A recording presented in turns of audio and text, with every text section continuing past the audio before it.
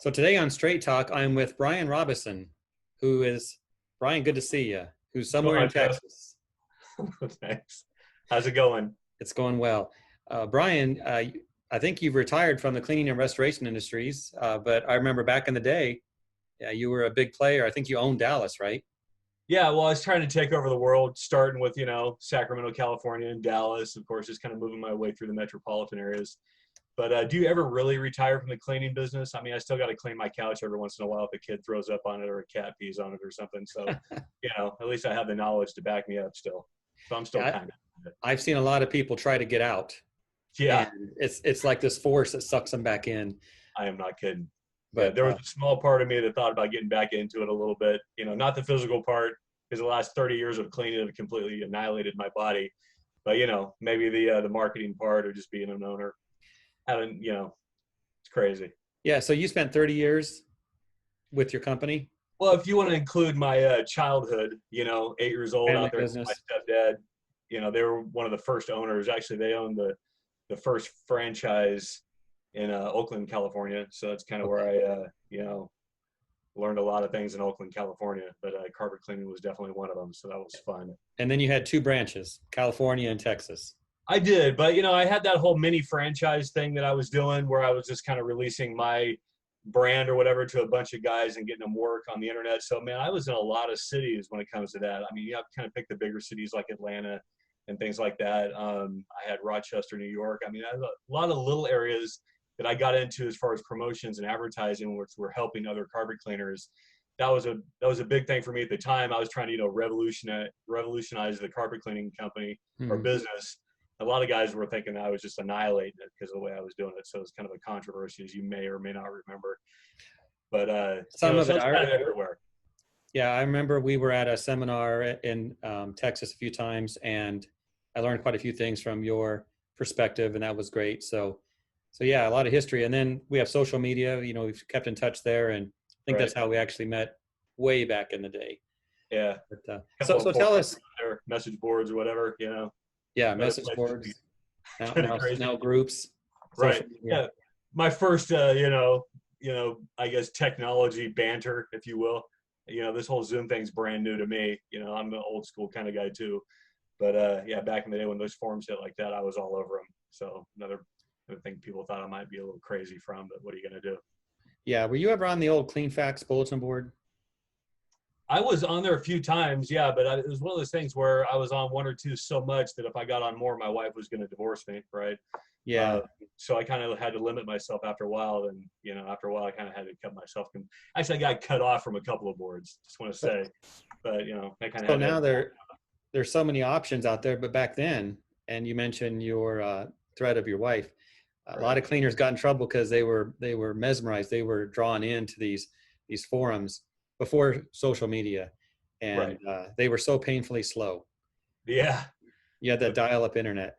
information was there, man. I mean, It there's was. just so much information and ideas going on. It was just crazy at the time. So in the carpet cleaning world, I guess that was our thing, right? But that was too cool. That was Yeah. good times, really. I go back to it a little bit here and there, but not too much.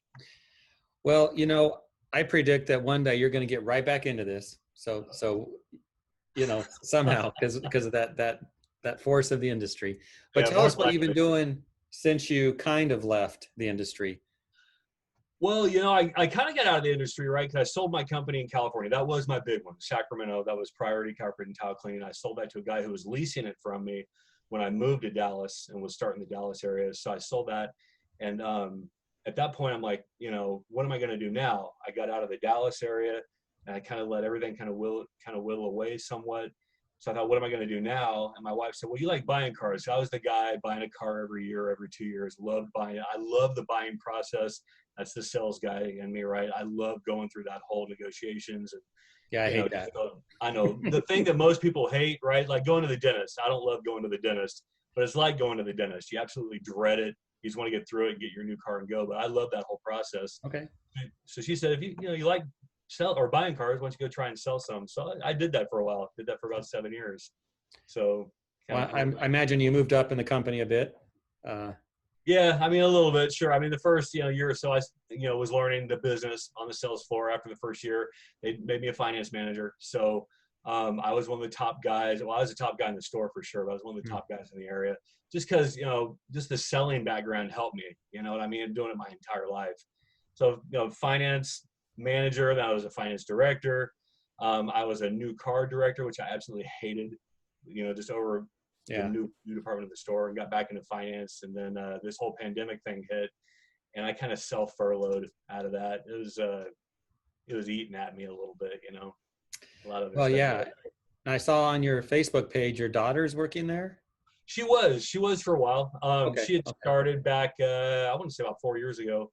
She worked there for a while, and she was so good at it, but she didn't like it after a while. And it's so funny Oh, because she said something that most people believe about the car industry. She goes, I just hate lying to people. And I said, well, don't lie to people. That's first and foremost. She felt like she was, because she was selling or pushing people somewhat, as we're pretty high, for sales and car sales. She felt like she was kind of lying to people sometimes. I'm like, don't lie to people. If you feel like you're lying, don't do it. But she just didn't feel right about it and just ended up leaving the industry. But it's just so funny because yeah. the perception out there, you know, sleazy car people. Sure, sure. It's an issue, and that it's not all true, obviously. Hey, Well, let's there's let's some take a truth few to it out minutes. there. That's for sure. Yeah. Let's take a few minutes to talk about something you've been working on. Uh, Okay. Maybe you were doing this while you were selling cars or in between appointments, but you wrote a book, I did. and thank you for sending me a copy. It's on. I have it on my Kindle, and I've Cool. been reading it. I was a Right on. little afraid of reading it though. When I opened it and I saw 101 sales tips, I thought, is that 101 chapters of stuff? Right. And then I noticed they're very short. Yeah. They're nice little tips, and it's great stuff. So it's on Amazon.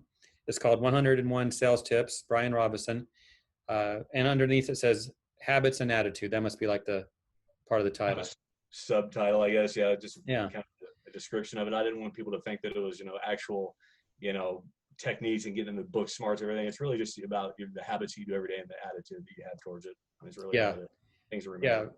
Easy reading, and it's good stuff. I did notice the intro to your book. It said that your wife claims you tricked her into going out on a date. Is that really true? Well, if you talk to her about it, yes. I guess it's all about your perception, right? I did somewhat trick her into it. We were in a networking group before we had ever gotten together. We were actually both married separately, and turns out we're going through a divorce at the same time. We had Hmm. no idea because it was just a networking group. So I was cleaning her carpet one time. She talked about it. We got to talking. I said, "Why don't we just go out?" I said, "Just as friends, go have a drink." And she's like, "Yeah, right, whatever, just as friends." I'm like, "No, just as friends, I swear." So that was the whole thing where she thought that I'd tricked her into going into a date, which I guess I did. So So let me get this right. You dated a customer, and you married a customer. yes, I sure Do did. we recommend I'm that? not I don't know. a salesperson. Yeah, I was, Yeah, I know. I guess I was pretty good at the sales point at that thing. Yeah, Good sales pitch. Good sales thanks. pitch. Well, let's do this. I have a few things I want to mention from your book that I appreciated, but tell us your best work in there. What do you think is most valuable? Man, it is so hard. I was thinking about this before, just because I think that everything in there is important. That's why I made it into the book. There's probably 1,000 sales tips out there, but I was kind of going off the mindset of things. But I think there was two that I think is the most important. Obviously there's integrity and things like that, things that you should have no matter what. But as far as the sales aspect of that and using all that, I think that even though I start off the book and it says in no particular order, right? And it really is in no particular order. I do believe that number one, persistence, is the one that I had in there that I think is one of the most important aspects of sales. And persistence, you might take that as pushy or slamming somebody's head into the ground and trying to, making them buy your product or whatever. But I don't see it that way. I think that, when you're in a sale face to face or however you're selling to somebody, and you present your product or your service or whatever, or extras, you're upselling, right? That's a big deal in carpet cleaning. It was a big deal in the car sales too, as you can imagine. So that upselling is where that persistence comes in a little bit. And most of the time when you offer that service or product to a person as an upsell or whatever, their first thing they're going to say is no. And I've always said, people say no when they don't know what else to say. So you kind of have to let that get by you, let them say no and acknowledge it and say, "Oh, I can, totally understand." But you have to persist through that. If you feel strongly enough about your service or what you're doing or your product, you need to be a little bit more persistent. Is just, it's just a thing that you're doing for your customer. It's a good thing for them as well. You're not trying to, trick them into something like I tricked my wife. You're actually trying to trying to kind of let them know that, no, this is a really good thing for you. Hear what I have to say, persist on it. They'll either see it or they won't.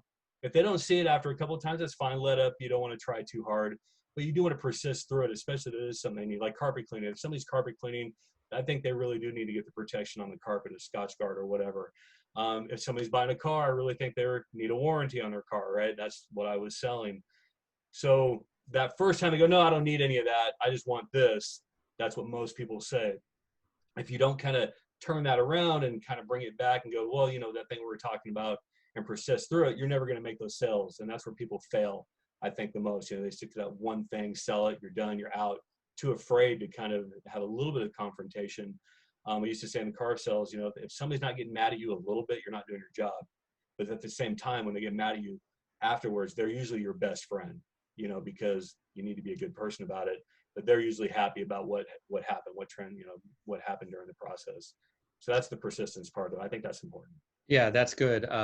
And you're right. We say no because we don't know what else to say. Really. And we're all price shoppers. I've always taught that we, as a cleaning service, we don't want to talk to price shoppers. Well, what do we do as consumers? Right. We look at price as well. It's because that's just how we're wired. Right. It is, and it's one of those things that if you're priced a little bit higher, you better show the value of it, to justify that price. And I think that's another thing with the persistence. If you're talking to somebody and you're giving them an estimate on their carpet or whatever, and it's gonna be $500 for this, or oh my God, that's way too expensive. I can't do that. Well, thank you for your time. I'm gonna leave. Right? It's like, well, hang on. The reason why that's $500 is this, this, and this.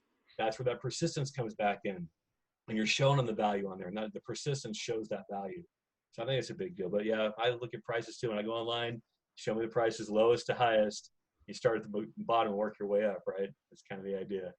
Yeah, good stuff. 101 tips in that book. Yes. 101 sales tips, habits and attitudes, right, on Amazon. I imagine folks can connect there through your social media accounts.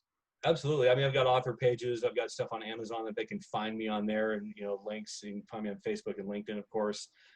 It's kind of a big deal. The whole reason why I wrote this book is because when I got into sales with carpet cleaning and even cars, all these kind of beginner salespeople, or even people who've been in the program or the industry forever, they're missing a lot of key points of what it takes to be a salesperson. That's why I did these 101 tips.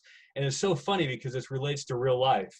It's not just sales where you might need your integrity or your persistence or your stick-to-itiveness or, anything that's in the book can be used towards, everyday life challenges as well. So that was kind of a cool thing that kind of, I kind of spilled over into the real world, if you will. Right. Sure. So these are things you'll read the book and you're going to go, well, man, I already knew that. I knew that. But to read it on paper, to keep it with you as a manual, as a reminder of comb my hair, or, make sure I don't have a French fry sticking out of my nose or something. These little things that are just reminders of, of what pushes people back in sales. I always put that first impression. People say first impressions are the most important. I disagree with that. I think first impressions are huge, but it's that second impression that either gets them kind of thinking about the first impression of, was that really the way it was? Or just completely annihilates that first impression. So I always think that second impression is huge, because I said in the book, and everybody's heard this before, so don't think that I'm, bringing this up, but it's like, you may look good from afar, but you may not look so, you may look far from good when you're close up, right?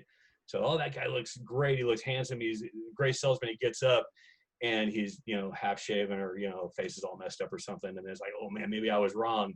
I think that pushes people off worse than the first impression. So it's kind of a thing, So that's the whole reason of getting the book, because I didn't think people got those everyday necessities. It's just a reminder is all it is. It's easy. Yeah, you're right. They're common sense. They're good. Are we doing them? I guess that's the big question. You might know it. It could be up here. Right. But are you doing it? So right. I think when people read it, that's what they need to think about. Am I doing these things, the ones that I can embrace? But I'll tell you what I'll do at the end of this recording. Yeah. I'll put in a website address so they can find more information. So those that are watching this right now can find you a little easier. Because, you share a name with a famous football player. Yeah, from the Vikings. It's Yeah. hell in me. I can't find me anywhere. So when you look up Brian Robison, it's like, oh, there's a whole bunch of Purple. football stuff. There's a Jeff Cross who's a Miami Dolphin, retired. Get And out of here, so really? without those guys, we might be more famous online. More than likely, right? Yeah. Yeah. Can't even find my picture anymore. Although if you put in Brian G. Robinson, sometimes some stuff comes up, but no, that's about it. Yeah. Well, listen, let's talk again. And next time we talk about your book, I'll share with you some things I like about it. Okay, cool. That'll All be right. great. You know, I love to hear stuff that's about me. You know, you may know that already, but you know, Always a salesman. fire away.